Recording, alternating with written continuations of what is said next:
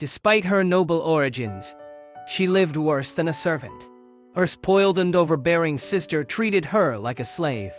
With their father's tacit approval, the sister grew even more arrogant.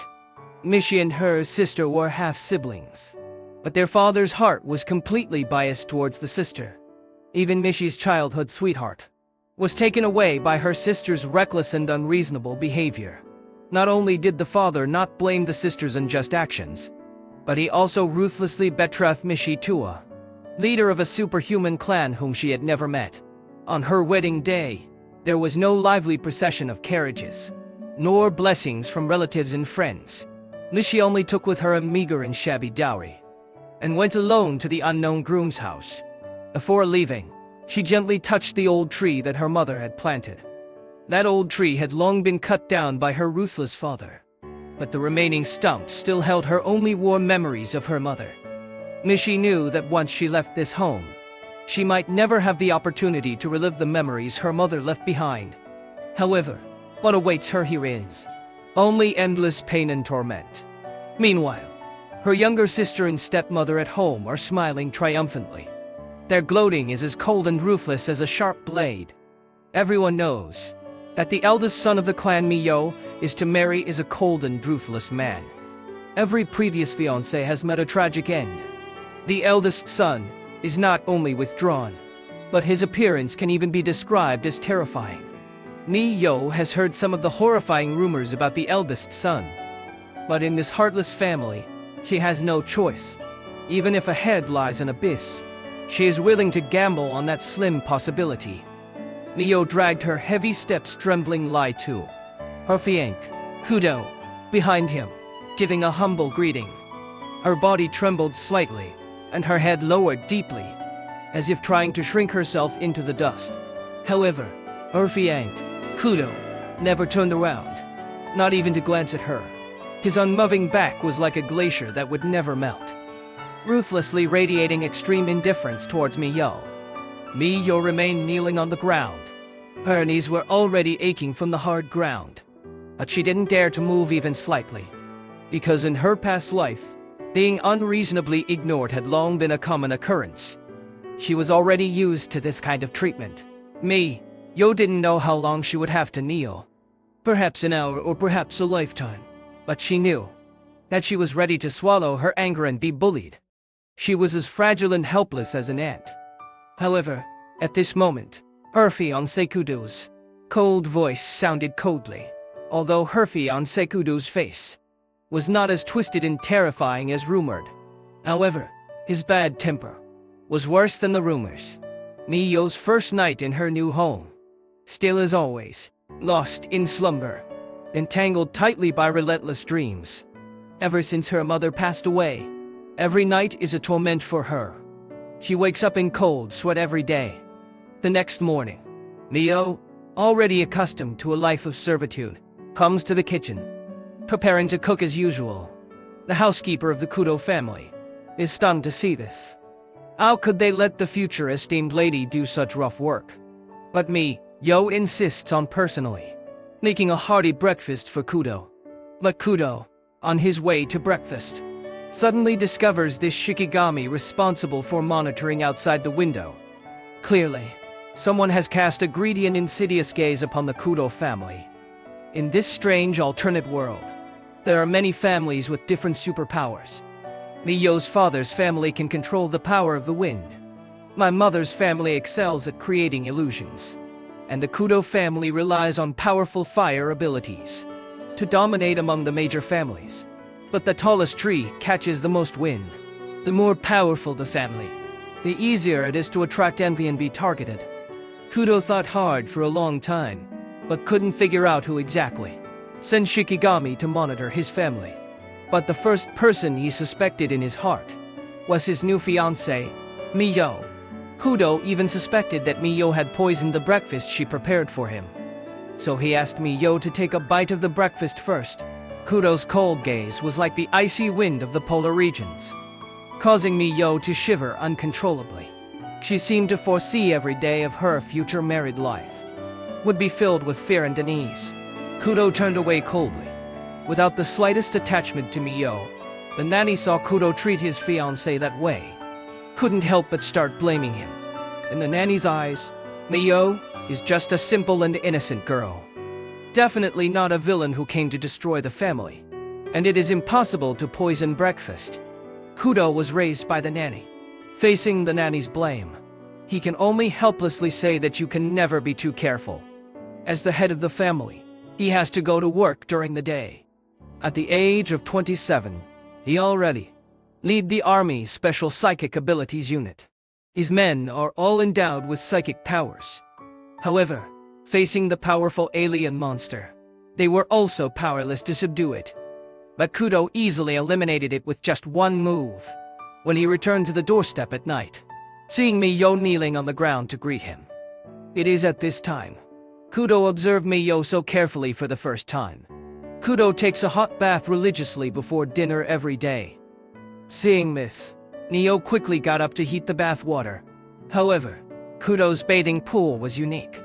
The water in that pool, apart from his own fire ability, no one else could heat it up. He just snapped his fingers lightly, and an undying flame ignited in his hand.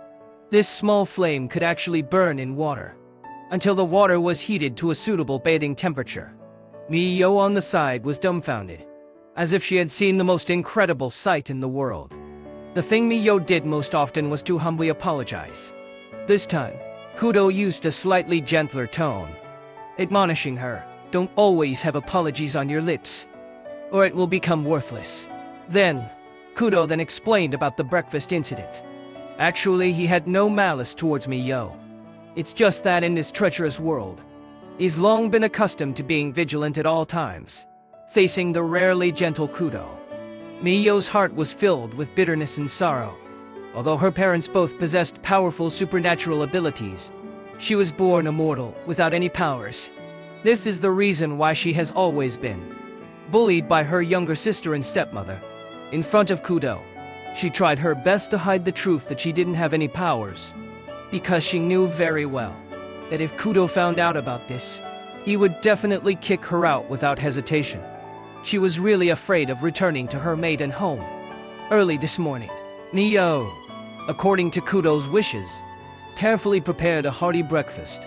When she heard Kudo praise the delicious breakfast, she couldn't help but burst into tears of emotion. For Miyo, this was a very precious and hard-earned recognition. Kudo, who was always calm, composed, and as steady as Mount Tai, became flustered when he saw the girl crying. He asked Miyo with concern why she was crying. Kudo, who could command the weather, never imagined that someone would shed tears of joy over a few simple compliments. He was curious about what kind of life Miyo had experienced in the past that made her so humble and fragile. Although he didn't know what kind of pain Miyo had suffered, he wanted to heal her wounded heart. One day, when the nanny was doing Miyo's makeup, she found that the injuries on her hands were healing so quickly. Miyo said it was probably because she was putting herbs in Kudo's bath every night, which helped heal the injuries on her hands. However, the nanny told Miyo that Kudo actually hated bathing with herbs. Miyo suddenly understood. So, the reason Kudo had her put herbs in the bath was to heal the injuries on her hands. She gradually realized that Kudo, who seemed cold on the outside, was actually a warm man with a passionate heart. One day, Kudo took Miyo out shopping. For this, Miyo specially dressed up. After dressing up, she looked particularly delicate and beautiful. Even Kudo can't help but take a few more glances. But Miyo's eyes lingered on this pink dress, unable to look away for a long time. Miyo's mother passed away when Miyo was 2 years old. And this dress and her mother's left-behind garment are very similar. That's why Miyo misses her mother when she sees the dress. Kudo understood after learning all this. So Miyo lost her mother's protection from a young age. Miyo slowly talked about her mother, and Kudo listened quietly by her side. Before this, no one was willing to be Miyo's listener. Only Kudo would patiently listen to her inner world like this.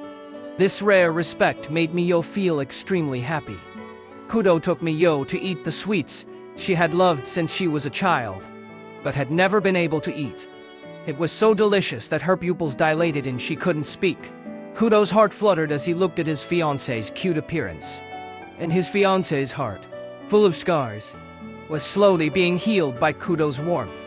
But it was at this very moment that wicked sister who ruined Mizai's entire childhood appeared again. Every word from her sister stabbed hard into Mizai's heart. Just as tears were about to fall, she told herself she couldn't let her sister see her heirs.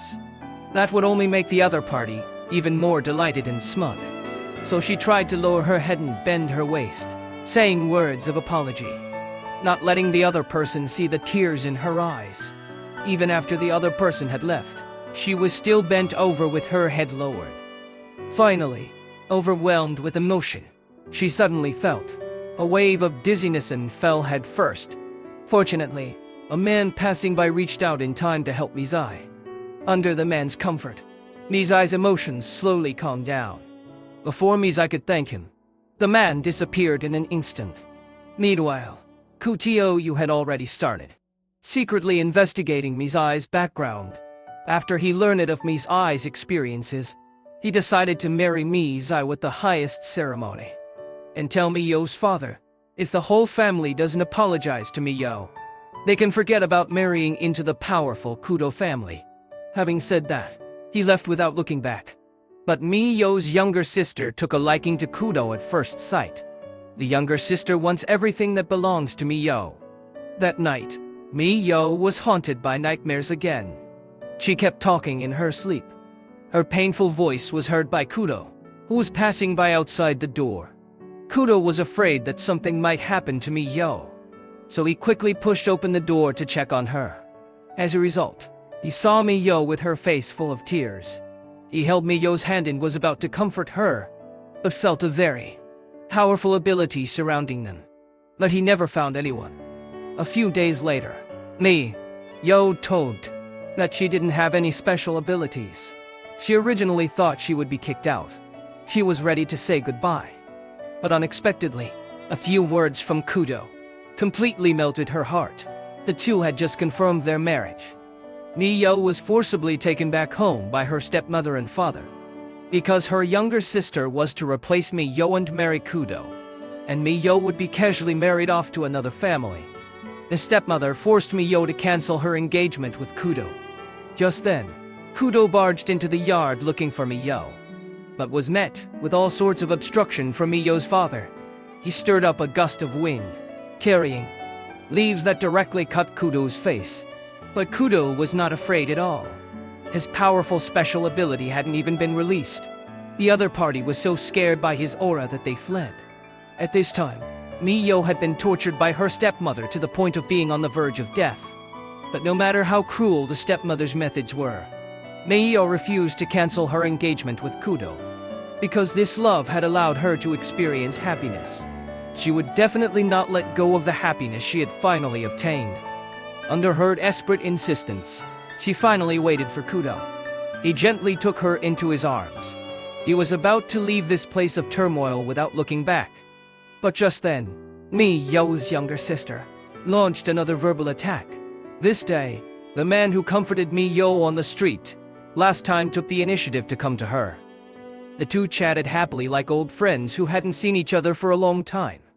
The man also asked about the injury on Miyo's face with concern. This scene made Kudo extremely jealous.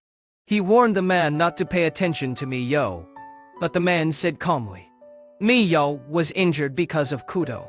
Before leaving, the man left Kudo a shikigami, saying that if Miyo falls into a dream again at night, take the shikigami to find him. Kudo discovered after investigation.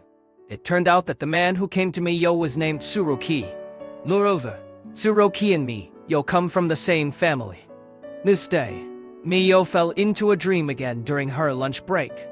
In order to break Miyo's dream curse, Kudo has no choice but to take Miyo to find Tsuruki. Tsuruki took the two to a family called the Hazuki clan. The room, which was originally empty, instantly filled with many elders. These people are all elders of the Hazuki clan. This highly respected elder is actually Miyo's grandfather, and Tsuruki is Miyo's cousin. Miyo was instantly stunned. And the more shocking secret is, Miyo is actually the most powerful psychic in the family. It's just that her psychic abilities have been sealed. The dream will naturally disappear once her psychic abilities are restored.